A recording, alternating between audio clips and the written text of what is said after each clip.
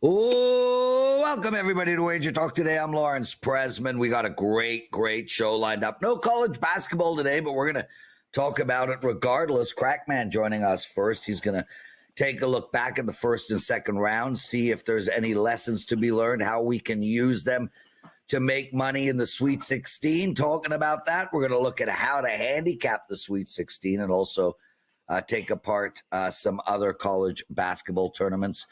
Steve Merril after that. We're going to look at some NBA. The Timberwolves are playing the Pacers tonight. The Lakers against the Magic. Steve Merril will give you bets on both those games, and Andrew McInnis will take apart 3 out of the 4 NHL games. The Canucks versus the Devils. The Blue Jackets versus the Islanders, and Red Wings are playing Utah. Gianni The Greek at the end of the show. I'm Lawrence Presman. You're watching the best daily sports betting show on the planet. We'll start right off the bat. KrackMan. How are you, Bill? What's going on? How was your weekend, my friend? Boy, I tell you, you wake up early in the Monday morning, you really look back at the things, and this was one of the worst tournaments for so many different pros. Prez, I don't even know how I came out ahead unit-wise after, my own betting was like 0-5, 0-6 on Friday, but yet, before that I was 8-4 going in the last couple of days, and unit sizing helped me here too, so when I'm betting more on one particular game. So I was happy to see my stuff on WagerTalk actually won 7.2 units so far, because it just felt like that it was a disaster to me because of maybe Friday, but I'm happy to know bankroll management got me along there and made a little profit for anyone that joins. Well, that's good. Nice to see. And I know I did take a look and you had a bad Friday, but thrilled you bounced back, my friend. How am I supposed to feel, Bill? I consider myself an excellent bettor, and I am 8-3 to start. Actually, 8-2. No, 8-3 in the madness. So I did really well, and yet you're telling me all the sharp guys got crushed. Am I just an idiot who got lucky? Am I just an idiot who got lucky? I don't like to make fun of anybody, so I'll just tell you this: it's hard to believe that the books actually managed to pull out a profit this week. I've talked to many book managers, and when all these favorites win, usually books get crushed. But a lot of the public was on like Grand Canyon, and I had so many different people I know that were on Grand Canyon, pros and Joes alike. The sports book that I was in, they had a 6-figure decision. He had to tell his boss up in the office that he had a 6-figure decision. They needed Maryland, the favorite. So, again, God blesses the bookmaker. That's all I can tell you. Yeah, God blesses the bookmaker, the line of the show right now. Bill Krackomberger joining us, one of the best sports bettors on the planet, and a man we're lucky to have with us. Bill, what kind of lessons can we learn from round 1 and 2, and how do we adapt them to make some money for our clients in round 3 and 4? Man, these double-digit dogs. It's what I talked about before the tournament, though. I've always been big on double-digit dogs in the first round, especially in these early the Thursday, Friday games. That didn't work out this year, as a lot of these mid-majors were truly outmatched. But the first day, there was a lot of these dogs that covered the first half, but yet didn't cover the game.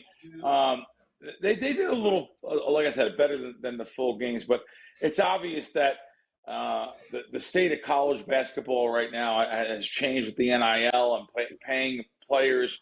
These small schools, mid-majors, are at an even bigger disadvantage now that the talent gap is just literally between the small schools and bigger schools. It's bigger than ever. So it really is. It just really showed this March Madness. And I don't even know. Listen, I know some guys. I know about 3 different syndicates, sports betting syndicates, that make their living betting sports. All 3 of them lost. So one lost unbelievably. He lost about almost $500,000 for his group. So I am just happy to come out with any profit. Never mind 7 units. So Bill Krackomberger, Bill. The other tournaments going on, are you betting them? Are you doing well? And is there anything we can look at, say, even with the 3 games going tonight? Yeah, I actually, as it goes deeper and deeper, it gets harder and harder now. We've seen how efficient even this first round was. So as it does get deeper and deeper into the tournament, I'll probably play less and less.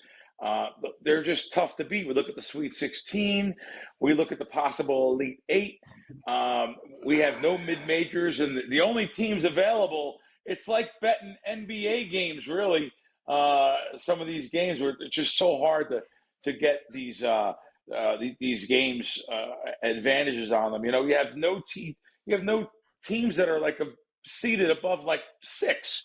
So maybe Arkansas, they have a ton of talent and they've been playing like a top 20 team, completely healthy too. I'll be looking maybe into some of the props in the prop market when it does open. There's so many options for props, as we know. I've said it in this space and others. So many options for, a sportsbook puts up 30, 40 props per game, only puts up that one line per game. So I think that is something that I may attack a little bit here in the later rounds. So we'll see. Bill, do you have any bets for us on either the tonight's games or the Sweet 16, a nice look ahead play?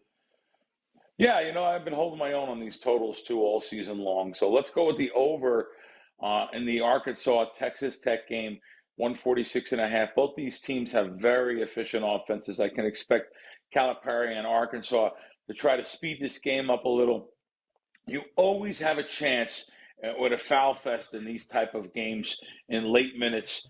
Let's use 147 as a guide. I'm looking at my Don Best at my odds screen here. So let's use like 147. But I think it's worth taking an early position on this over.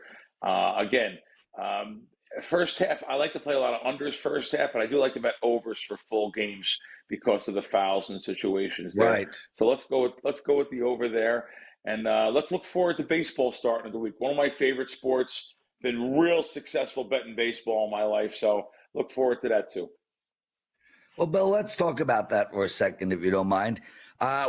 Sure. Let me ask you, why is baseball one of the best sports? Because we hear about it from the wise and smart bettors all the time, that there's just so much money to be made in that sport. And for me, one of the reasons I like betting it is because I consider it one of those isolation sports where we could really just hone in on, a couple of very small variables like the pitcher. Why do you love betting baseball, and what kind of success have you had? To be honest with you, Prez, I didn't realize that lots of guys really even enjoy sharp guys enjoy betting baseball, because a lot of the guys, used to take off baseball season and have that 3-4 months off.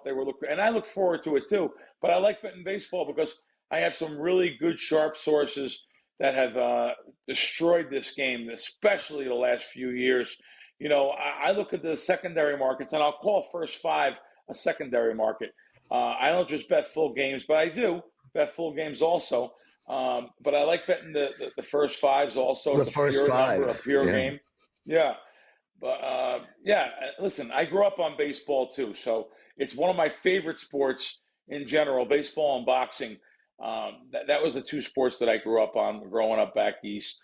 I do look forward to the season actually going to a game or two where NFL, even though I live in Vegas, I don't even go to games here. Even though I get tickets to almost every game, I give them away. I don't even go to the games. So baseball, I will go. Look forward to maybe these A's coming to town here to get some of these these teams that I like on the road coming into town. And I grew up a Yankee Met fan. I have no allegiance to anyone. My allegiance is my bankroll now. I'll bet against any team. It doesn't matter. But of course, I do love it just for the love of the game. Listen, everybody's different. I bet baseball. I make money in baseball. But when it comes to actually going to a baseball game, I got tickets last year and I called Paint Dry. And I'm like, Paint Dry, do you want to come? And Paint Dry was like, way too boring. I'm not going to baseball. I'm like, get you, Paint Dry. I got you, bro. And it's the same with basketball, Bill. I get offered tickets to the Raptors games all the time. Man, when they call me up and they're like, I got tickets to the Raptor games, I'm like, are you paying me to come? No. Well, then keep your tickets, because oh my God, talk about a snooze fest. How about that magnificent ending yesterday? What was that game? Maryland. Bill,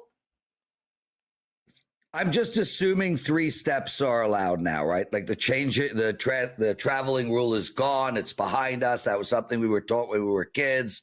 Doesn't exist anymore. Is that really what's going on here? Is there just 3 steps, no problemo? I mean, LeBron's does 5, so I figure 3 is acceptable, right? I mean, literally, Maryland literally won a March Madness winner moves on tournament on a 3-step travel. Isn't that stunning? It's amazing how the game is skewed for certain players, certain teams. I listen, I'm not going to say, I don't fall into the trap where everyone says, this is fixed, these are fixed. But let me just tell you, I just don't, the biggest 3-letter word in the sports books here when the games are over, because no one can lose on their own merit and just lose a game. They have to have reasons why they lost. They can't just because they picked a bad team.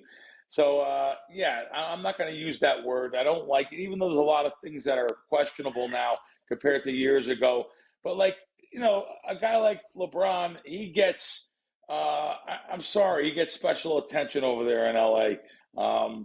It seems like to me these marquee teams get special attention in general, though. But I do know what you're talking about with Maryland and some of the bigger, you just wonder if some of the bigger games like Duke, if that was a 3-point game with a minute left, what would have been happening there as far as fouls and stuff. So, but it is what it is. As long as we could use that information to help us handicap maybe and know who's getting maybe a little bit of favoritism or not.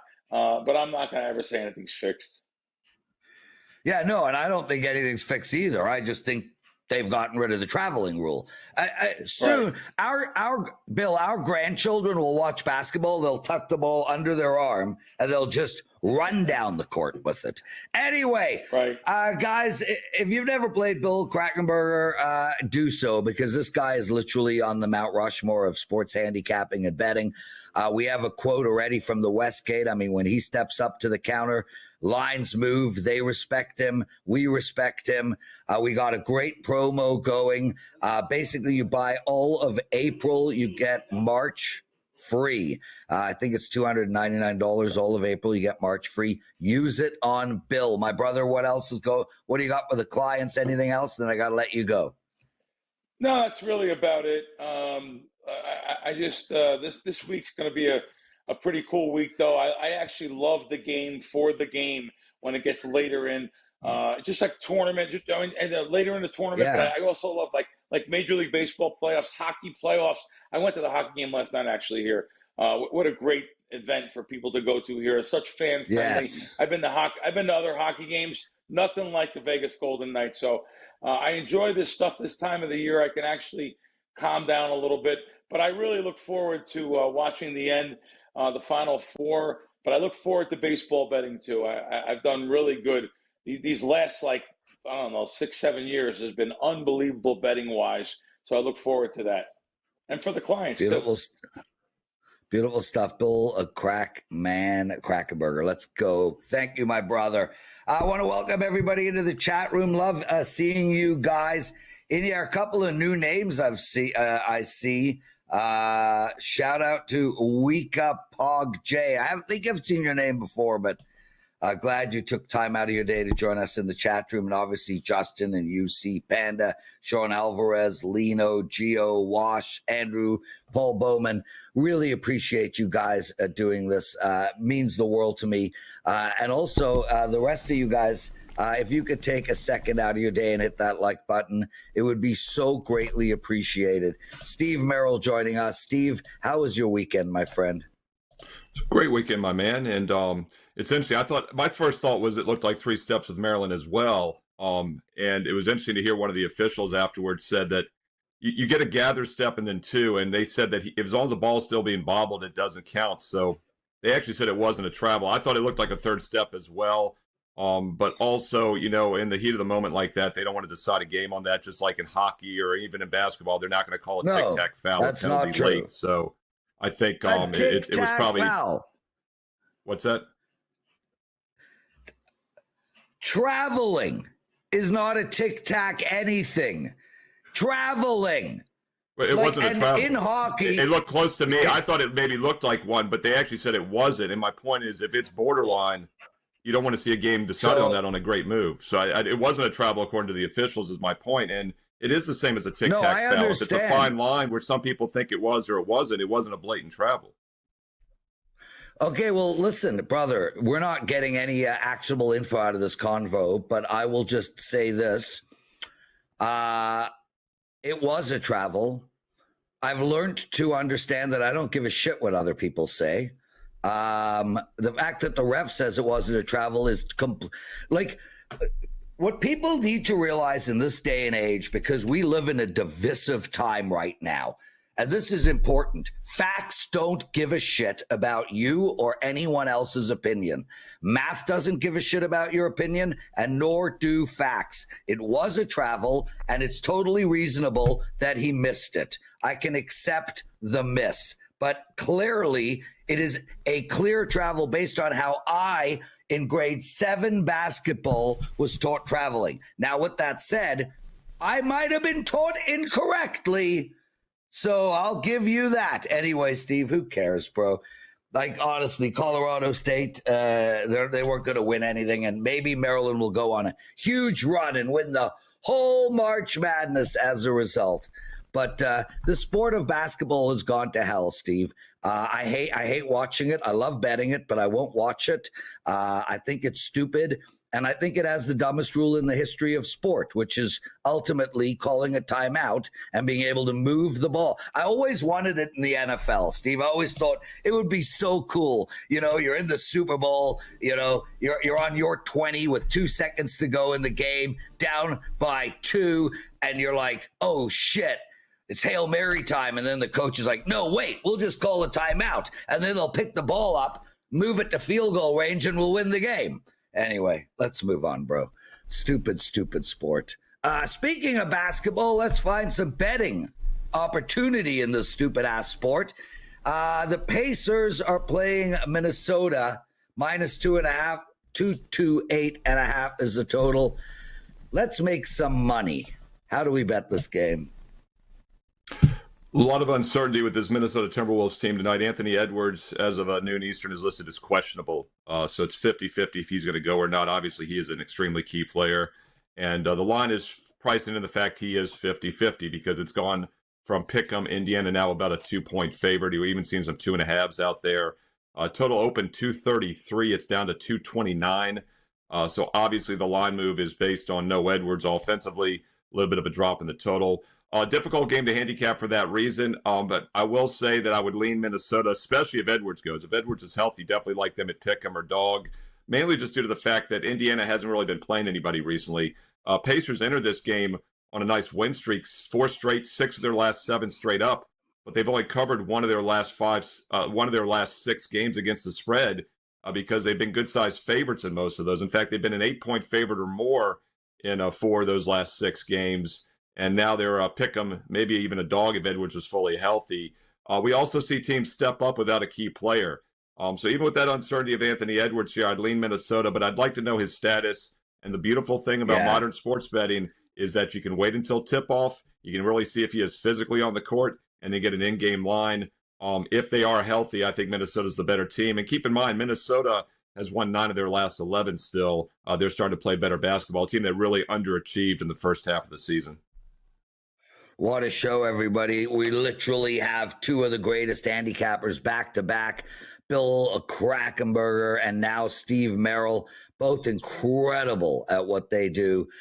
Steve, you've been outstanding at NBA for years now. Love getting your insight. Let's talk about the Lakers. They're on the road, -3.5, playing Orlando.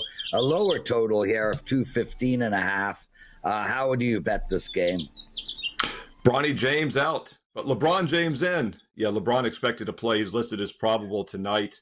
and they should have their full lineup here. It'll be a fun game to watch, at least on the LA side. Orlando, not a great offensive team, but against this Laker defense, I think they can score. I've been talking about this for weeks, and I was a little bit early. I said I thought the Lakers would be a much weaker defensive team after the trade. They got rid of Anthony Davis down low, one of the best defensive big men in the league. They got Doncic, who's a defensive liability, but a great offensive player.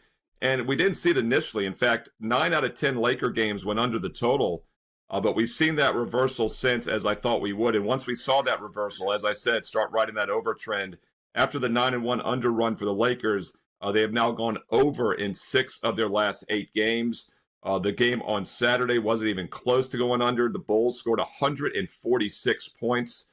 That game landed on, what was it, 261 total points. The total was 236. So it's over or pass for me at the Lakers here in the near future. I do have some concerns in this game, though, because once again, adding LeBron into the lineup, could it disrupt a little bit? Probably not. LeBron is a great defender, but he's also 40 years old, so I don't think their defense has really improved that much. My big concern, though, with the game total is the Orlando Magic. They're not a great offensive team, as I mentioned, but with that said, Orlando has started to play better offensively, and they have quietly gone over in 6 of their last 9 games. So Lakers 6-2 over the last 8. Magic 6-3 over their last 9. They just put up 120 against the not my hapless Washington Wizards. I think both teams can get there tonight. If you're going to play this one, I would look at the over. And we've seen it go from 214.5 up to 215.5. And the nice thing about the Magic being involved is this is a very low total, considering the Lakers' last game got over 260. Yeah. Steve Merril joining us. Rob Christensen writes, is Prez doing the video from an aviary? Lots of birds chirping. None of those birds are over here, Rob. I don't know where the birds are chirping. I mean, I know when Steve Merril walks out, birds chirp, but not chirping on my end. Are they chirping on your end, They Steve? started chirping the minute I talked about the Lakers, and they stopped the minute I was done with it. So I'm not sure which side they're on. I mean, what side would the birds like? Lakers or Magic? I guess Lakers, right? They like water. Were they seagulls? They like... There you go. High-level handicapping 101. Take the Lakers, birds like water. I'm a big I believe in handicapping in nature, Prez, and get all the universal juices flowing when I analyze games. So that's actually the NBA secret. You asked why I do so well in the NBA for decades. It's the birds. The birds. What do you got to promote, bro? And then we'll talk some hoops, college. Yeah, we're going to take a little bit of a look here in a moment at the NIT CBI. I don't have a ton of that. I've used some free plays, actually, but do obviously have some NCAA tournament games coming up Thursday and Friday. I've already posted an advanced Sweet 16 game. I put it up last night. I liked it that much. I wanted to get it up nice and early. I think the line is way off. I think the matchup is tremendous. Probably the best play I've seen in the tournament so far. That is available right now on my page, and you can get it for free. In fact, you get this next week for free, because when you purchase April, the rest of March, all sports is free. And let that sink in. You're going to get the NCAA tournament, Sweet 16, Elite 8. You're also going to get the finals next month with April, obviously. But you're also going to get the NBA. As Prez said, I'm number 1 all-time in NBA profit. I was number 1 last year at WagerTalk. The playoffs start next month. But let's not forget about baseball. It starts in 3 days. The full baseball season starts in 3 days on Thursday.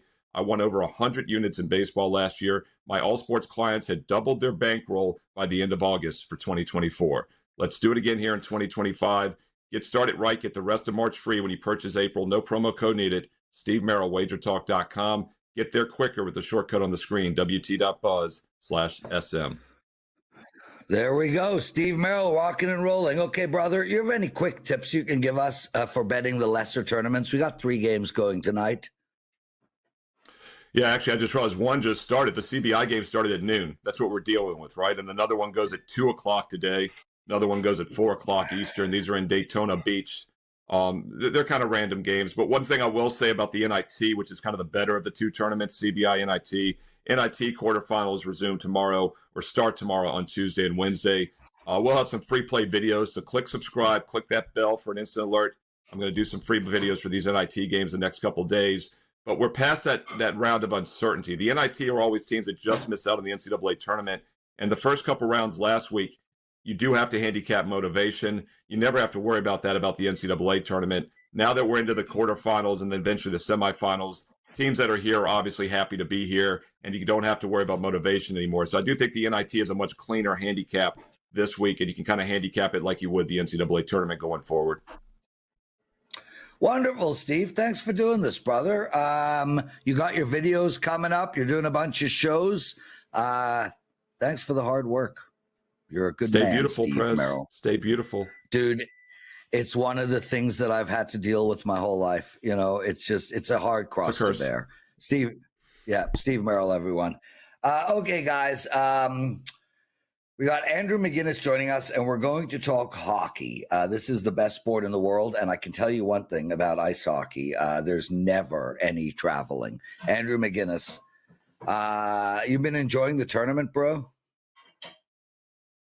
Yeah, I have. You know, what makes me laugh, Prez, is people are so like they want the upsets, and don't get me wrong, it's like fun. It's part of March Madness. I want it too. But at the end of the day, the upsets usually result in the next round not being competitive. So we're not seeing as much of these like massive upsets, but it also means that like the round of 32, Sweet 16, Elite 8 are probably going to be more competitive. So that's kind of my take. It's like people are like, I've seen all these social media videos and TikTok being like, oh, I haven't been able to hit these like 9-1 long shots. It's like, well, you know, chances are they're going to get crushed in the second round anyway. So it's better off they lose anyway. So kind of my negative hot take there. There we go. Andrew, let's find some NHL bets for us. We got a total of 5, Andrew, in this Vancouver, New Jersey game, but the line has come down. New Jersey was minus 160, now around minus 140. There's clearly money coming in on Vancouver. And listen, this Vancouver team fighting for their lives, and they've lost 2 in a row, both on the road. But they did get 3 goals in each game and 6 before that. I don't understand why this total is low. And I do lean on Vancouver. I'm curious how you're betting this one. You know, Prez, you mentioned about the playoff odds and the stretch right now. I keep talking about it. And the funny thing is that, you know, as a Canadians fan, I've been so wrapped up in following the Eastern Conference wildcard race. But as you mentioned, in the Western Conference, with the Calgary Flames being plus 185 to make their way in. Over there in the West, of course, St. Louis Blues plus 120, Utah plus 550, and now Vancouver plus 400. So this game is so crucial for the Vancouver Canucks, who have been traveling around the East Coast playing a handful of games right now.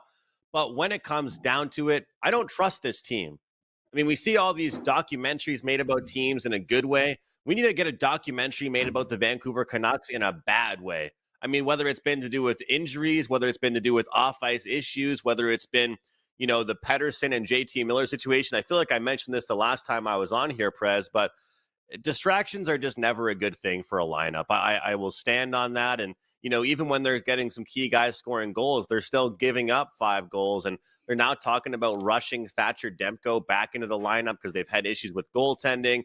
To me, whether it's been Quinn Hughes being out, whether it's trading away JT Miller, there's just been too many issues. You know, they lose 3-1 to Utah, then they go ahead and put up a good effort against the Jets, and they lose back-to-back again against the Blues and the Rangers. I don't trust this team. And as far as the Devils are concerned, we got to look at this price and understand why they're being priced the way that they are. You know, this is a team that was without Jack Hughes, still has talent, still has ability, but yet they've lost 3 of their last 4 games.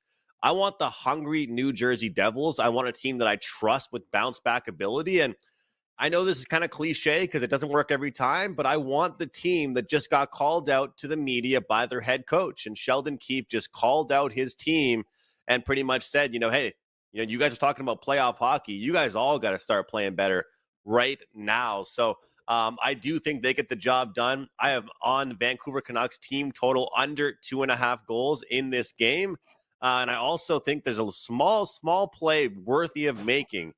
-0.5 goal first period, plus 145 on the New Jersey Devils. This is a team that is going to be super desperate. They're kind of embarrassed over their past few games. I like them right now to get things going. Let's turn our attention to Columbus, Andrew. They're playing the New York Islanders. And, you know, kudos to the New York Islanders. Really, they were out of it, but now they have found their way back in. With that said, it's kind of like they backed their way back in. I mean, they really did not put down an 8 to 12 game win streak to find themselves in the playoff race. What they put down was Columbus stinks, Detroit stinks. The New York Rangers can't seem to get out of their own bloody way. And all of a sudden, voila, Patrick Waugh, Lee, and the rest of and Sorokin's playing well. Lee and the rest of the team find themselves in a playoff spot. Columbus, on the other hand, have completely fallen apart.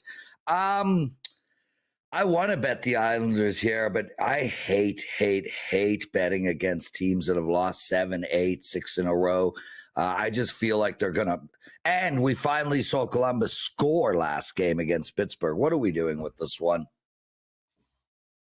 Well, I love the way you ended with that, Prez, because it's so weird. You know, I'm a big believer of teams bouncing back after being shut out. It's an angle I always look towards, whether it's looking for overs, first period overs, full games, or that team to win.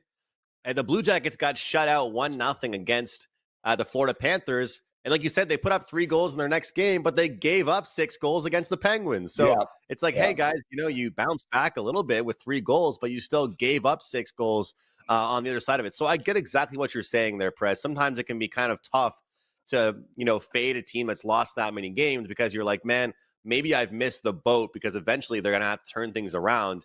Updated picture there is Rangers plus 250 to make the playoffs. Red Wings 12-1. Blue Jackets 6-1. The Montreal Canadiens right now at about plus 130. And I think with this Islanders team, you know, with them being around plus 210, you know, I think they're a team that is going to make some plays here, Prez, because I think that they're finding the ability to win low scoring and high scoring games. That's what I like about this Islanders team right now. If we think about the New York Islanders past, if you wanted to take a nap, you put an Islanders game on, right? If you wanted to fall asleep watching a hockey game, and don't get me wrong, I can respect defensive hockey, but this team used to play very boring hockey. Now they've just put up 4 goals on the Panthers. They put up 4 goals on the Penguins. They put up 4 goals on the Canadiens. And even in that loss against the Flames on Saturday night, they still got that loser overtime point. You know, like Columbus is getting back Sean Monahan, but ultimately I like goals in this game. We're seeing a lower total. I like goals here, and I do think the Islanders get some goals. So 3.5 to the over, plus 115 team total. Columbus can do anything they want to try and fight back. They can put up goals themselves. I don't trust their defense, and I don't trust their goaltending. So I'm taking New York Islanders over 3.5 goals, plus 115. And I'll tell you, as much as it pains me to say it, as you know, I'm a Montreal Canadiens fan, and most of the WagerTalk audience knows as well, Prez. I want pretty much anything to happen in this game besides overtime. And you know how important just a point for both these teams would be. That number is plus 310. Plus 310. Those games, it's worth a sprinkle to get to overtime. Back-to-back games for the Islanders have gone to overtime. There we go. Great take from Andrew McInnis. Andrew, before we get into our last game, and guys, we still have Gianni the Greek to come. What do you have to promote? We got a 2-pack of plays for tonight going, Prez, but I have a really good promo code I wanted to mention to the WagerTalk audience. We're number 2 year-to-date in the NHL this season, 70% long-term run with 5% plays. The promo code is PuckPass25. PuckPass25 will take 25% off the full remaining NHL season, plus playoffs, futures, NHL rounds, sides, totals, props, whatever it might be.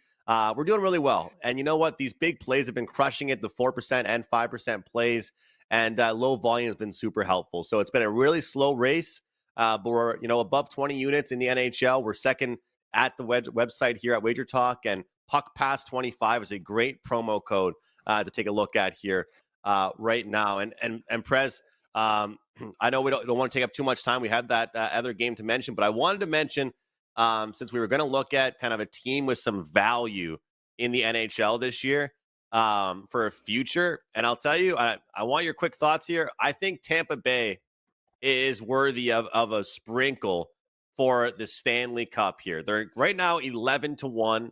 They were 13-1 a few weeks ago. The Tampa Bay Lightning are a team that I think people should jump in on. That's a team that was so good for many years, and now they're being discounted. They still have a great goaltender. They still have Kucherov and Point. They added Jake Gensel in the offseason.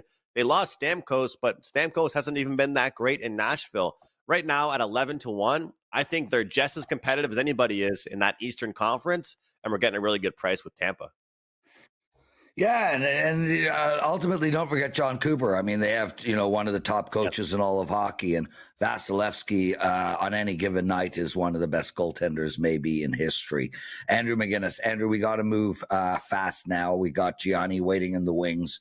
Let's talk Utah playing Detroit, and here's another situation where one team has played themselves back into the race.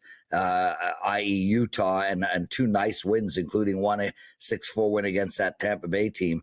The other team, Detroit, had everything in their hands and just are watching it wash away. 2-8 in their last 10, lost their last 2. Where are you going in this game? Well, Prez, I'll keep it simple. A lot of times we talk about the Florida double or the double in New York where they play the New York Islanders and the Rangers, or sometimes it'll be the Habs and then the Leafs, for the West Coast teams. Well, a lot of times these teams will play the Vegas Golden Knights and then they'll play Utah Hockey Club, or they'll play Utah Hockey Club and then they'll play the Vegas Golden Knights. And I'll tell you what, Prez, oftentimes I notice the 1-1 split when it comes to those back-to-back games over there in Utah or in Vegas. And so in this spot, after watching Vegas put up a 6 spot on them, losing 6-3, I think we see the Red Wings bounce back here. And we've got a Utah team that played well against the Sabres, although everybody else seems to do that, putting up 5 goals and then putting up a 6-piece on the very Tampa Bay Lightning I was just speaking highly about. I think this is a spot for us to jump in on a pretty good price at plus 135 and back the Detroit Red Wings at this plus price. It's going to be very hard for Detroit to get back into the wild card hunt, but this to me is a game I do believe they bounce back in. And it's a nice plus price for us here on WagerTalk Today. Andrew McInnis, everyone. Really great work. Love having you on. And you guys can find him on Puck Time, one of the best daily NHL betting shows on the planet. Him and Carmine, they do an incredible job. You can check it out 11 a.m. Eastern time, live every day on our YouTube channel. Gianni The Greek joining us. And Gianni, I hope your weekend went as well as mine. I had a bad Sunday, but man, Thursday, Friday, Saturday were spectacular. How about you? Yeah, and I don't know, everybody's complaining how bad this tournament is so far, and I think it was great. I think it gave awesome betting opportunities. I thought there was a ton of value, and I actually am looking forward to what's coming up with the Sweet 16. Yeah, me too, my brother. I'm also looking forward for it to end. As we It's as that NFL season creeps into the playoffs. It's like it's time. It's time. And we are. I mean, look, we're weeks away from baseball starting, even less, days away from baseball starting. But we are also weeks and months away from slowing down. And at this time of the year, slowing down is not a bad thing. Anyway, my brother, let's get into some actionable betting information for tonight. There are 3 college basketball games. One's already started. There's a full slate of NBA and 4 NHL games. What are the syndicates betting out there? All right. As far as today's college basketball goes, for those that bet second halves, we bet 601 over 139.5, 140, and 141 in the Incarnate Word versus Jacksonville game that's already tipped off. But anyone interested in live betting, I don't know what the score is as we speak. But if it's a betting opportunity for you, jump on board. We bet the over 139.5 through 141. We also have 606 Cleveland State -2, 2.5, and 3 in the later game. NBA action, 548 Washington at a pick'em and under 230. 552 Indiana pick'em and -1, under 232, 231.5, and 231. And finally, 560 under 225.5, 225, and 224.5 in Milwaukee, Phoenix. Quick look ahead to the Sweet 16. Already got down on 625 over 152 and 153, Arizona and Duke. No surprise, Syndicate's getting out ahead of the public on some of these overs. 627 over 173, 173.5, and 174. BYU, Alabama. 2 sides as well. Florida, late 632, Florida minus the 5.5. And 639, Kentucky plus 5.5, plus 5, and plus 4.5. So already getting ahead of the Sweet 16 card. And college basketball and NBA tonight, brother. Nothing in NHL to share. So that's going to do it as far as Steam so far as of about 12:30 Eastern time. There we go, Gianni the Greek. Gianni, how did the Blackjack stuff go? Great. Second class. The dudes love it. They absorbed so much. I was amazed because you could tell by the questions. If the questions is what lets me know where they are, and they were asking the right questions. I'm really looking forward. The second class is tomorrow, where we start to level up. I start to introduce them to actually being the advantage player and being how to count cards and move into the more difficult stuff, which will probably take a couple classes. But first, we had to lay the foundation that we built off of. And that's what I spent about 2 hours doing in that very first class, letting them know about what game selection, what to stay away from, what rules help them, what rules don't help them, and the things they need to look for to find the right game. And now I'm going to teach them how to beat the right game. Right. That's awesome, dude. If I was not in the middle of 18 days of skiing, I would be logging in to listen to your Blackjack. With that said, strangely, Gianni, I don't gamble at any casino game, bro. Like none. I mean, people are like, "Oh, you're a gambler, Prez," and it's like, "Yeah, no, I'm not. I play poker and sports bet." And they're like, "Well, that's gambling, Prez." I'm like, "Yeah, that's P2P, though. I'm not I don't actually consider myself either, dude. I can't go to a casino and play craps, roulette. Wow. I don't even like my girl put money in a slot machine. The most I'll do is on Megabucks. If I happen to see the machine, throw $100 in Megabucks. See, if it's my lucky day, then I'm going to win 12 million. Otherwise, I don't gamble. If I don't have an edge, I can't play. If I don't feel that I actually have the advantage, I can't make myself do it. I rather go buy lottery tickets at the state line and try to make a big score than go into the casino and play negative EV games. Once you learn enough, you just can't do it. I always laugh, Gianni, thinking to myself, like, if you're driving down the street and someone had like a roulette game going on their front yard with a sign saying, you know, you have a 96% chance of losing all your money. Please play now. I mean, like, would you get out of your car, park the car, get out of the car, walk to the roulette table? I think it's 95.4% chance You're not beating those of losing. losing. You're just not doing it. It's not. I think it's literally they're already designed for you to lose. It's designed for you to lose. You would not be playing roulette in the backyard of your neighbor's house and handing them free money. Why the hell are you doing it in the casino? Anyway, listen, some days our segments are long, others they're short. Anything else? No problem. Just looking forward, like I said, second course class is tomorrow. Looking forward to the Sweet 16, but don't overlook over the next couple of days, we got NBA and some college basketball.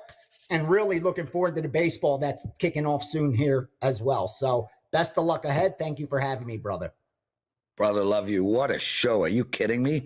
Bill KrackMan, Steve Merril, Andrew McInnis, and Gianni the Greek, an exceptional lineup. Thank you to all of those guys. And thank you to all of you guys for watching the show, for hitting the like button, to subscribing to our channel. We only need 2,000 more subscribers to hit 200K. Make sure to put in your calendar next Monday, my NHL show starts. I'll be doing an NHL show every day, Monday to Friday, with Matthew Barnaby, 16 years in the NHL.